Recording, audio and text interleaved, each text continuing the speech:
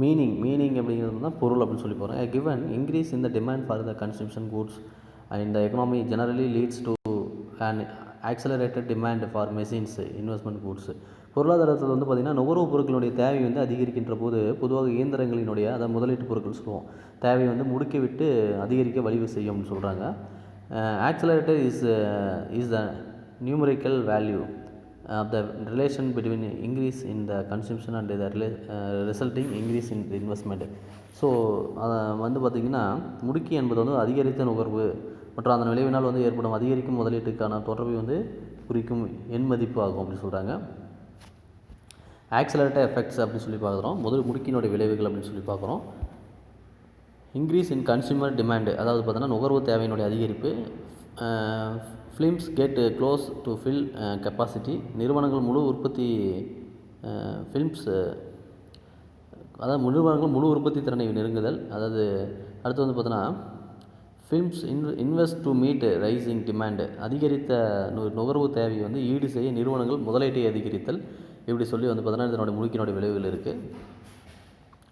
Next வந்து ஆக்சலரேட்டனுடைய இதுக்கு பார்க்குறோம். முடுக்கினுடைய இது வந்து பார்த்தோன்னா அதனுடைய சமன்பாடுகள் வந்து பார்த்தோன்னா நம்ம கொடுத்துருக்காங்க.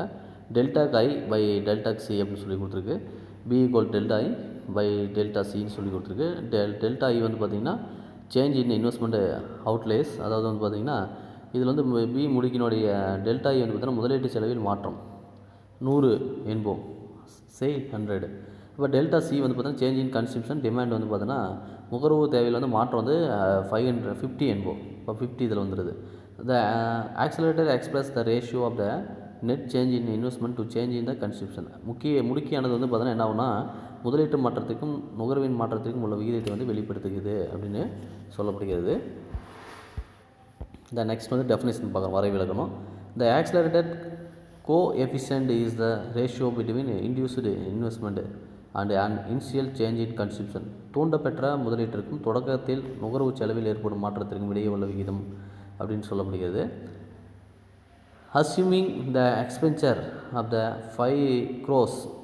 50 crores on consumption goods if industries lead to an investment of 100 crores in investment goods industries, we can say that the accelerator is 2. accelerator equal to 100 by 50 equal to.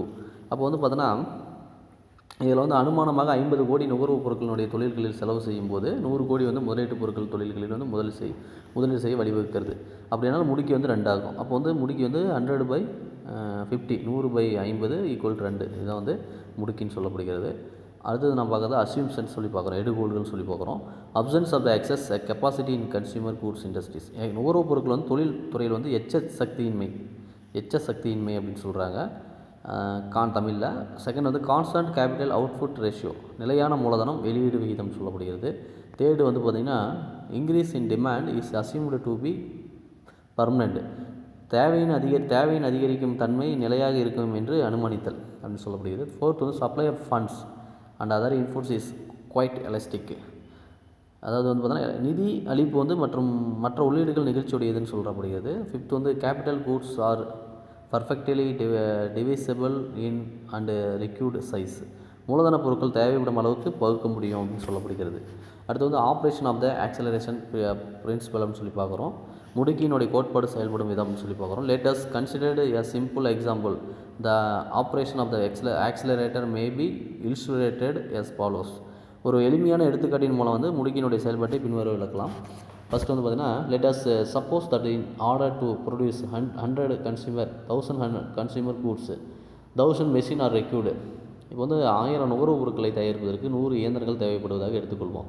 அதில் வந்து பார்த்தோன்னா also suppose that working life A machine is 10 years, அதனுடைய அந்த 10 வருடங்கள் அந்த இயந்திரங்களுடைய வாழ்நாள் என்று கொள்ளலாம். ஓகேங்களா. அடுத்தது this means that every year 10 machines have to be replaced in order to maintain the constant flow 1000 consumer goods. அப்போ வந்து பார்த்தோன்னா 10 வருடம் வந்து ஒவ்வொரு வருடம் 10 இயந்திரங்களை மாற்றி அமைக்கப்படுகிறது. காரணம் 1000 நுகர்வு பொருட்களை தயாரிப்பதற்காக. அப்போ வந்து என்னாகும், this might be called replacement demand. So இந்த 1000 பொருட்களை தயாரிப்பது இதனை மாற்றி அமைக்கும் தேவை எனப்படுகிறது இல்லையா. suppose that demand for consumer goods rise by 10%, 10% வந்து பார்த்தோன்னா from 1000 to 1100. இப்போ வந்து பார்த்தோன்னா 10% அளவிற்கு, அதாவது 1000லேருந்து 1100ஆக நுகர்வு பொருட்களினுடைய தேவை அதிகரிக்கிறது என்று வைத்துக்கொள்வோம். This result in increase in demand for 10 more machines. So இதன் விளைவாக மேலும் 10 இயந்திரங்கள் தேவை அதிகரிக்கும். So that total demand for machines is 20, 10 for replacement and 10 for meeting increase demand. அப்போ என்ன ஆகும் அப்படின்னு பார்த்தீங்கன்னா, எனவே மொத்த இயந்திரங்கள் 20 ஆகும். அப்போ 10 மாற்ற அமைப்பதற்காக மற்றும் 10 அதிகரித்த தேவையை சந்திப்பதற்காக. அப்போ இங்கே என்ன ஆகும், it may be noted here 10% increase in demand for consumer goods causes 100% increase in demand for machines from 10 to 20. அப்போ என்ன ஆகும் அப்படின்னு சொல்கிறாங்கன்னா, இங்கே 10% நுகர்வுப் பொருட்கள் தேவையானது 100% இயந்திரங்கள் தேவை அதிகரிக்கின்றது என்பது குறிக்கின்றது. இப்போ 10லேருந்து 20 வரை. ஆதலால் இறுதியாக ஒரு சிறிய நுகர்வுப் பொருட்களுடைய தேவை என்ன சொல்கிறேன்னா, so we can concluding even a mild change in the demand for consumer goods will lead to wide change in investment. So அதனால் இறுதியாக ஒரு சிறிய நுகர்வு பொருட்களுடைய தேவையில் மாற்றம் அதிகப்படியான முதலீடு மாற்றத்துக்கு வழிவகுக்கிறது அப்படின்னு சொல்கிறாங்க. ஒரு சிறிய நுகர்வு பொருட்களுடைய தேவையில் வந்து மாற்றம் வந்து அதிகப்படியான முதலீட்டு மாற்றத்துக்கு வழிவகுக்குது அப்படின்னு சொல்லி சொல்லப்படுகிறது. அடுத்தது டயக்ராமேட்டிக் இலிஸ்ட்ரேஷன் சொல்லி பாருங்கள். முடுக்கினுடைய செயல்பாடுன்னு சொல்லி கொடுத்துருக்காங்க. அதனுடைய பார்த்தீங்கன்னா சேவிங் அண்ட் இன்வெஸ்ட்மெண்ட் கொடுத்துருக்கு. கீழே வந்து பார்த்தீங்கன்னா ஒய்ஹெச்சில், எக்ஸ்ஹெச்சில் வந்து பார்த்தீங்கன்னா இன்கம் கொடுத்துருக்கு. இதில் வந்து பார்த்திங்கன்னா இப்போ இன்வெஸ்ட்மெண்ட்டு வருவாய் அப்படின்னு சொல்லி கொடுத்துருக்கு. அப்போ வந்து அந்த கோடுகள் வந்து அந்த புள்ளிகள் வந்து எந்த இதில் சந்திக்குது அப்படின்னு சொல்லி அதனுடைய இது கொடுத்துருக்கு. அந்த வரைபட விளக்கம் பார்த்தீங்கன்னா கீழே கொடுத்துருக்கு நமக்கு. எஸ்எஸ் என்பது வந்து பார்த்தீங்கன்னா சேவிங் கர், அதாவது எஸ்எஸ் என்பது சேமிப்பு கோடு. அதில் வந்து எஸ்எஸ் என்பது சேமிப்பு கோடு, அதை வந்து 2 II is the investment curve. II என்பது வந்து பார்த்தீங்கன்னா முதலீட்டு கோடு. இப்போ E வந்து பார்த்தீங்கன்னா புள்ளியில் வந்து பொருளாதாரம். OI அப்படிங்கிறது வந்து வருமானத்துடன் சமநிலை இருக்கிறது அப்படின்னு சொல்லக்கூடியது. அப்போ வந்து பார்த்திங்கன்னா சேமிப்பு முதலீடு வந்து பார்த்தீங்கன்னா OI2 அப்படின்னு சமநிலையில் உள்ளது. அப்படின்னா இப்பொழுது முதலீடு வந்து OI2லிருந்து என்ன ஆகும்னா OI4 ஆக அதிகரிக்குது இல்லையா. அப்போ வந்து E3 வந்து சமநிலை புள்ளியில் வந்து முதலீடு வந்து O4 ஆக முழுவதுமாக என்னாகும் வெளிப்புற காரணியில் அதிகரிக்கிறது என்றால் வருமானமும் என்னாகும் Y1 Y3 ஆக அது முடுக்கினுடைய விளைவாக அதிகரிக்கும். ஆனால் வரைபடத்தில் வந்து பார்த்திங்கன்னா வெளிப்புற முதலீடு I2 I3 ஆகவும் தூண்டப்பட்ட முதலீடு இன்டியூஸ்டு இன்வெஸ்ட்மெண்ட் வந்து பார்த்திங்கன்னா I3 I4 ஆகவும் இருக்கிறது என்று அனுமதித்து கொள்வோம். ஸோ அதை என்ன பண்ணலாம், அனுமதித்து கொள்ளலாம்னா நெக்ஸ்ட்டு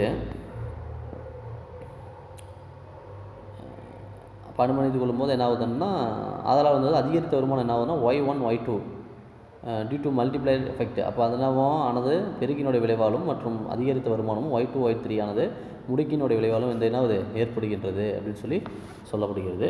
அடுத்து வந்து பார்த்திங்கன்னா லிமிட்டேஷன் சொல்லி பார்க்குறோம். லிமிட்டேஷன்ஸ்னால் வரையறைகள் சொல்லி பார்க்குறோம். லிமிட்டேஷனாக வரையறைகள். The assumption of the constant capital output ratio is unrealistic. நிலையான மூலதன வெளியீடு விகிதம் என்ற எடுகோள் உண்மையானது அல்ல.